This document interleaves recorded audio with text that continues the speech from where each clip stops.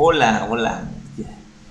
¿Cómo están? Siguen con trabajo tan complicado que no nos ha dejado reunirnos, pero espero que ustedes puedan estar interesados en los que yo les estoy comentando, porque pues a mí en lo particular son cosas que me gustan, ¿verdad? De estar explorando cómo facilitarnos las cosas y cómo entrar en, digamos que, en la parte interna de los mecanismos, ¿verdad? Me gusta explorar los mecanismos y esto es lo que nos ha traído a esta posición. Bueno, entonces ahora vamos, como decíamos, a definir un vector, porque vamos a meter datos a un vector y vamos a capturar el número de datos que tiene nuestro vector. En este caso es entero. En el tip pasado veíamos los de tipo flotante o tipo real, en este caso, que no son números enteros, pero para el caso para hablar de cantidades de datos, tienen que ser enteros, ¿verdad? Entonces vamos a manejar de tipo entero. Es importante seleccionar los tipos de datos para que el programa o el lenguaje no nos genere errores, ¿no? Ahora bien, nosotros para capturar los datos, vimos acá que podíamos ir capturando dato por dato, 10, 20 y 25, podíamos ir capturando los datos uno a uno. Pues también queremos alimentar nuestro vector o nuestras matrices, dependiendo de lo que estemos trabajando. Ya ven que podemos estar trabajando una matriz de masas, entonces por nivel vamos a tener 3 niveles en nuestro edificio, por lo tanto necesitamos capturar las 3 masas de cada nivel, ¿no? Por ejemplo, estoy tratando de que le vayamos encontrando una aplicación a lo que vamos comentando, y en este caso es un vector. Vamos a pensar un vector X, tiene varios valores, entonces necesitamos que nos vaya pidiendo cada uno de esos valores que tiene nuestro vector. Pero en este sentido nuestro vector puede cambiar, porque si queremos que el vector tenga 5 datos, porque tiene 5 niveles, pues necesitamos que sea variable. Aquí, si se dan cuenta, a fuerzas vamos a meter 3 datos, A, B y C. Entonces solamente para 3 datos, pero si fuera de 2 niveles, entonces el tercero sería 0 y ya nuestra construcción de matriz pudiera tener un error. Entonces aquí necesitamos un mecanismo que nos ayude a ir pidiendo solamente los datos que necesitamos o tantos datos como necesitemos. Bueno, ese mecanismo lo logramos mediante la sentencia for.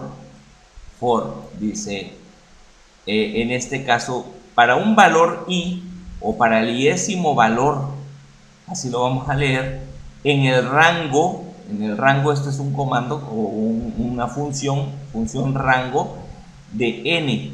¿Y qué hace la función rango? Pues crea un pequeño vector de valores que empieza en 0, 1 y 2, ¿no? Entonces, ¿por qué dije así 1, 2? Bueno, puede ser 3, 4, porque estoy pensando que n ahorita es 3. Si n es 3, entonces se generaría esto, ¿no? Son 3 posiciones, 0, 1 y 2. Entonces va a asumir los valores de 0, va a asumir los valores de 1 y va a asumir los valores de 2, ¿no? Entonces voy a imprimir acá esos datos, va a asumirlos y va a empezar a trabajar, recurrentemente. Va a empezar a ejecutar esta instrucción, luego esta,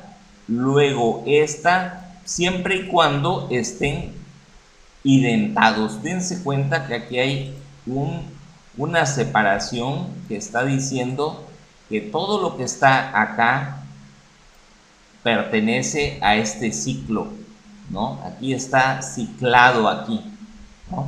Ya este que está aquí ya no está identado con esto, se llama identación, esto le llamamos identación, ¿no? Y este identado, que es meterlo un poquito hacia adentro, está definiendo que el for va a trabajar solamente con esto. ¿sí? Ahora, ¿qué va a pedirme? El dato número i más 1. ¿Por qué le puse i más 1?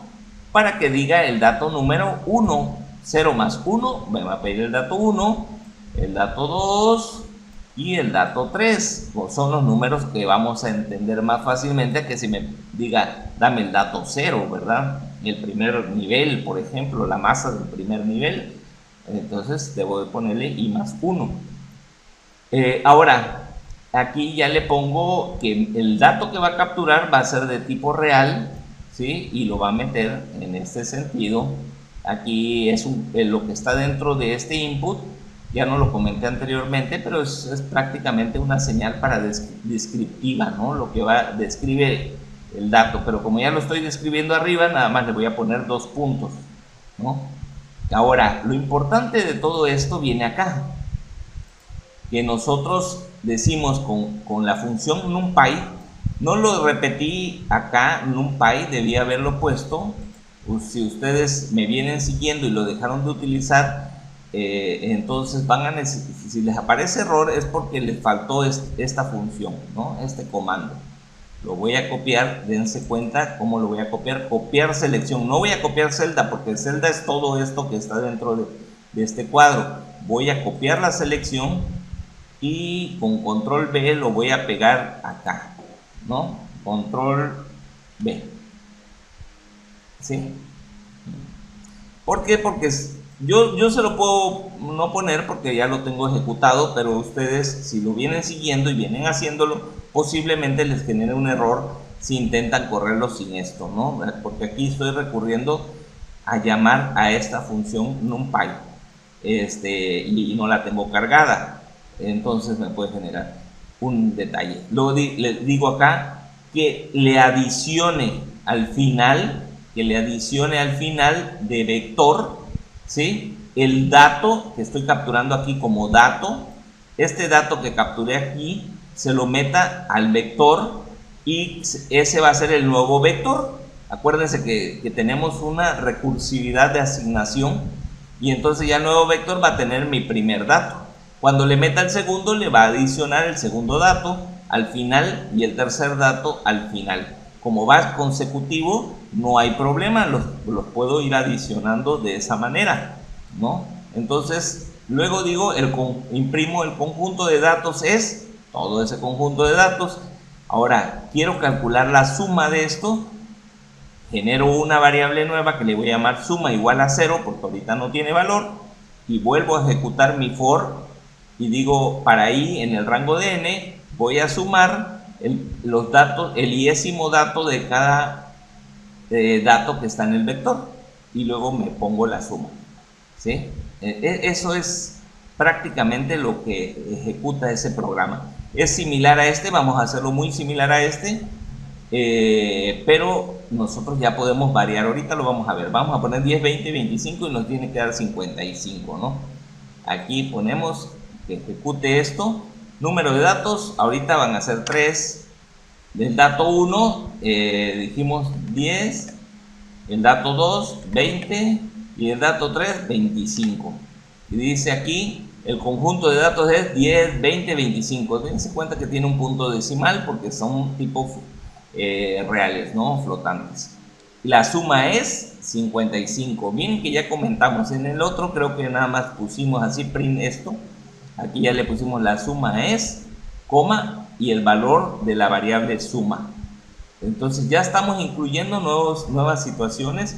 Aquí está sumando el iésimo valor, quedó en el último, que el valor de i era 2, pues i quedó en el último 2, y lo fue sumando el valor del vector, se lo sumó a suma, que originalmente tenía 0, y el vector, el dato 0 del vector, acuérdense que habíamos comentado que va 0, 1, 2, entonces el dato 0 del vector, aquí no le estoy sumando 1 porque realmente es el dato 0, este era para presentar nada más, para imprimir, para que el usuario pueda ver dato número 1, dato número 2, pero no quiere decir que está metiendo el dato 1, este es el dato 0, el dato 1 y el dato 2. Entonces lo va a ir sumando y lo va a ir acumulando porque el primer número es 10, lo pone aquí 10. Cuando vuelve a hacer la siguiente vuelta, está indentado acá, cuando vuelve a hacer la siguiente vuelta, ya lleva el número 20 y se lo suma al primer 10, y cuando vuelve a dar la segunda vuelta o tercera vuelta, ya lleva el número 25 y se lo suma a los 30 que tenía, y de esa manera ya tiene la nueva suma. Entonces, de esa forma vamos obteniendo operaciones con el Python. Una de las funciones que no aparecen en Python la podemos nosotros definir. De hecho, nosotros podemos crear nuestras propias funciones y de alguna manera, así como está la función entero, la función, bueno, también nosotros podemos tener la función signo, ¿no? El signo, en este caso, se utiliza para extraer el signo del valor. Dense cuenta que le pongo 3 comillas aquí, 3 comillas acá, para decir que esto es el comentario de la función, ¿no? Lo que la función hace, ¿no? Aquí no me dice porque no lo he ejecutado. Vamos a ejecutarlo para que ustedes vean, ¿no?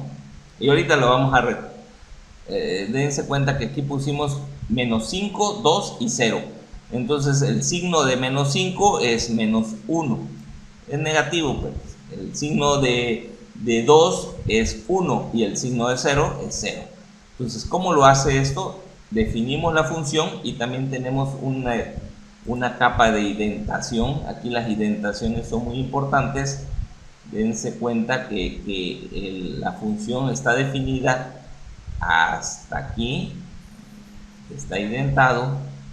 Todo lo que está dentro de la indentación es parte de la función, ¿sí? Y dice, si x es mayor que 0, entonces la función signo es igual a 1. Si dice de otra forma, si x es menor que 0, entonces la función signo es menos 1. Pero si no ocurre lo anterior, ninguna de las anteriores, entonces la función signo es 0. O sea, si no es menor, si no es mayor, si no es menor, entonces es 0. Y regrésame el valor que sacaste de aquí, regrésalo como resultado, ¿no? Return ese resultado. Aquí le puse este comentario, este es el fin del def, para que podamos cerrar, como que se viera cerrado otros sistemas. Con otros sistemas de programación tienes que cerrarlos. Acá en Python no se necesita, esto está de más, yo lo puse nada más como indicativo. Si ustedes aquí tuvieran otro menos 1 o menos 15, entonces cuando ejecuten, pues los dos estos van a darle negativo y les da 0. Incluso si tienen un valor de esta naturaleza, pues lógicamente es 1. De esta naturaleza, ¿sí? Bueno, ahora vamos a ver una gráfica de una función y con eso damos por terminado prácticamente nuestra introducción de tips de introducción, ¿no? Vamos a importar otra librería, así como aquí estuvimos utilizando importando un Py. Aquí vamos a importar, en este caso, Matplotlib. Lo tenemos que hacer así porque lo va a jalar en línea, no lo tiene precargado, entonces no lo puedo importar sencillamente sin antes cargarlo en línea. Entonces este comando es útil solamente aquí en la del notebook de colaboración, perdón, me traslengüé, y luego ya lo podemos importar, ¿no? Vamos a importar esta función que plotea, que grafica, pues, y le vamos a llamar plot, no plt, así como le llamamos np. Mat, como es poco usado, pues nada, no lo estoy poniendo tan relevante, ¿no? Ahora definimos esta función f de x es esta función e elevada a la menos x cuadrada. Entonces aquí es se pone así, de exponente exponencial de e menos x elevado al cuadrado, e elevado a la menos x cuadrada, ¿no? Entonces aquí es como el antilogaritmo, algo así. Entonces aquí el cuadrado se coloca con la potencia, se elevan con este 2 asteriscos, significa que vas a poner una potencia aquí adelante. Ay, Chihuahua, ya cambié la dirección. Entonces aquí, estos 2 asteriscos significa esto está elevado a la potencia 2, puede ser 3, puede ser lo que sea. Bueno, entonces ahora vamos a utilizar un eje X. Voy a crear un eje X con que va de menos 5 a 5, un eje X que va de menos 5 a 5, y lo voy a dividir en 100 partes. Puedo dividirlo solo en 5 partes o 10 partes, pero mejor en 100 para que se vea más continuo, ¿no? Vamos a poner ahorita 10. Lo voy a dividir en 10 partes, 5 para atrás y 5 para adelante, ¿no? Y vamos a graficar los puntos. Vamos a utilizar el comando de ploteo. Aquí le pusimos que vamos a utilizar comandos de ploteo, ¿sí? Y vamos a plotear en el eje X la función de X, y la voy a poner en rojo, y de etiqueta le voy a poner f de X, ¿sí? Y luego voy a imprimir aquí el valor mi gráfica, ¿sí? Y voy a definir algunas leyendas como la del eje X, la del eje y voy a encender la grilla además, y listo, ya está. Ya esos son los comandos para que yo grafique mi función, y aquí lo pongo a ejecutar, y dense cuenta que aquí está mi función. ¿Por qué se ve tan seccionada, no? Pero veamos, antes de discutir eso, dice mi gráfica, que es, lo pusimos con este print, mi gráfica, y luego ya pusimos todo lo demás, en este caso, ¿no? Y la grilla, el grid, es estas rayitas. Si le pongo fold, va a quitármelas. El eje Y, el eje X lo pusimos aquí, y el ploteo de esto, ¿no? Bueno, si yo le pongo acá 50 en lugar de 10, mi espacio va a dividirlo, mi eje X, en más cantidad de datos, y ya es más continuo, excepto por este lomito que nos faltó acá. Bueno, por eso yo tenía 100 para que se viera más continua, ¿no? Ya me dividió mi eje de menos 5 a más 5, y en 100 partes ya se forma una curva continua. Entonces, eso es lo que podemos hacer en Python. Gracias y nos vemos en la siguiente. Saludos.